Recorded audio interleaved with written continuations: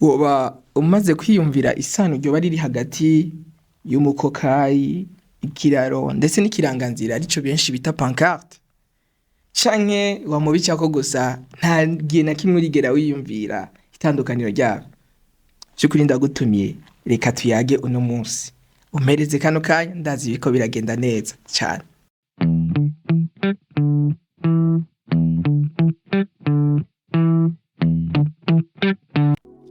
Ego ndabahaye ikaze mu kiganiro inta yacu.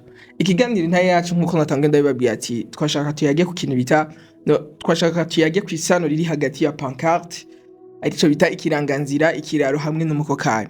Ibi bintu vyose birafise ikintu bihuriyeko, ico naco bacita kuranga inzira. Vyose biraranga inzira canke bigafasha abajabuka. Bijabuka novuga ati bifasha abajabuka canke ba mukerarugendo, abantu baba bariko baragenda. Dore ko umuntu yitwa umukokayi, umukokayi arashaka kukubwira ati tugiye i Muramvya, tugiye i Makamba, akagufasha ibintu vyawe vyose, akakwinjiza mu modoka. Umaze kwinjira mu modoka, umushoferi imodoka yazi, rimwe na rimwe urashobora no kwiyumvira ko ari we nyene umushoferi, urashobora no kwiyumvira canke ko ari we yoba ari umukonvoyeri w'iyo modoka. Mugabo amaze kwinjira, mumaze kwinjira imodoka itanguye kuhakuza ubona asohotse, agaca asigaraho.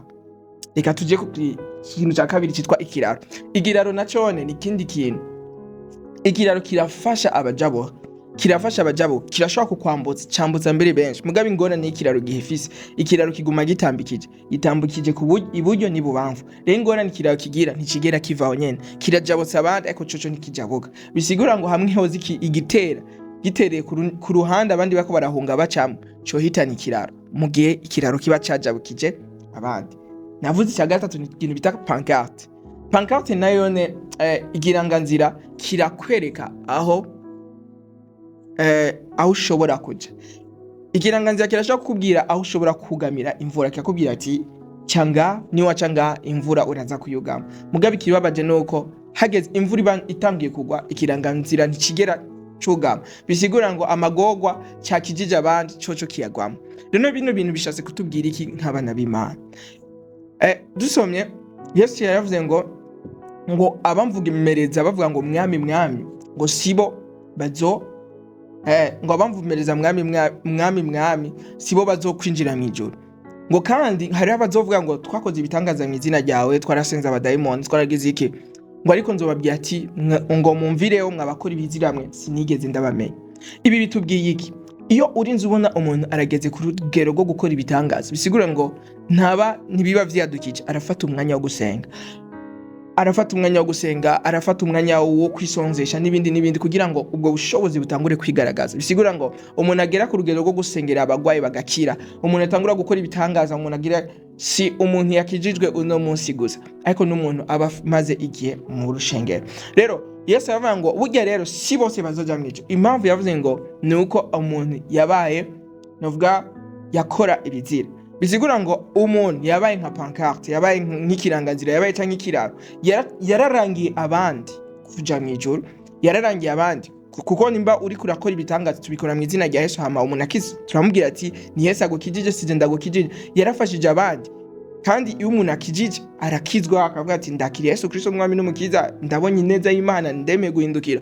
Arafasha abandi kuja mu ijuru, mugabo wewe ntabari karaja mu ijuru. Impamvu ni aba yemereye nk'ikiraro, aguma atambikije impande zose, impande mu ijuru ariyo no mw'isi ariyo. Rero uyu Yesu aje yavuze ngo mviraho sinigeze ndakumenya, kandi yarakoze ibitangaza mu izina rya Yesu. Bisigura ngo impamvu rero Yesu yavuze ngo ntigeze amumenya nuko yakora ibizira. Rero no munsi reka tube abantu bariko baraja mu ijuru, reka tube abantu bariko baraja mu ijuru, ntitube abakokayi dukoka abantu ati tuje mu ijuru twihane, ugasanga two turabwira abantu bihane, ugasanga ivyo turiko turababwira nabone bihane ko sivyo turiko turakora. Uri umuririmbyi uririmba ko urukundo rw'Imana, uraririmba iki urababwira ati tuje mu ijuru, urababwira izere Yesu Kristo uronka ubugingo budashira, mu gihe canke izere Yesu Kristo agukiza ingwara zawe, mu gihe woronse ugwaye uba mu bambere baja kurondera abapfumu n'ibindi, kusanga biriko navuga ati ukaca wiyumvira ko uzoja mu ijuru. Kuba uvuga Yesu ntibisigura ko uzoja mu ijuru, ariko mu ijuru Yesu yavuze ngo mu ijuru ntihazoja abantu, hazoja abantu bakora ivyo data agomba. Ivyo data agomba ijambo ryayo, niyo mpamvu duhamagarirwa kurimenya, ikindi naco tukarikora, kuko ngo umuntu yumva ijambo ry'Imana ntarikore ameze nk'ikijuju cubatse inzu yiwe ku musenyi, ikiza cyose cyo muhitana. Mugabo iyo twubakiye ku ijambo, ubuzima bwacu buba buhamye, ibintu byose bikagenda neza. Niyo mpamvu no munsi nashaka mu kiganiro c'inaha yacu no munsi nashaka tuvugane ku bantu twakiriye Yesu Kristo nk'umwami n'umukiza. Reka dutangure kuba seriye muri aka gakiza twakiriye. Nimba turiko turavuga Yesu, tumuvuge tuzi ivyo turiko turavuga. Nimba turiko turahamagarira abantu kuri Kristo Yesu, tubahamagare natwe twaraje, kuko urashobora kuduhamagara nk'umukokayi tituje Makamba kandi nawe atari karajayo.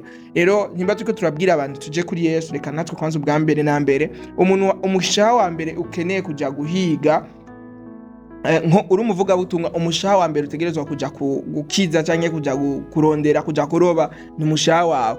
Ivyo woroba vyose utararoba umushaha wawe uba uri kurihenda. Na niyo mpamvu tangura twikorere ku bwacu, hama duhejeje kwikorera ko amatuzane n'abandi. Gusa iki ntikibe icitwazo cyo kuca tureka kuvuga ubutumwa bwo turabuvuga, kuko dutanga ico twakiriye, ico dufise muri twebwe. Hama ndabashimiye cyane ku kiganiro inaha yacu, mwaduhaye akanya ko kumviriza. Mwarahezagiwe cyane, naho ubutaha.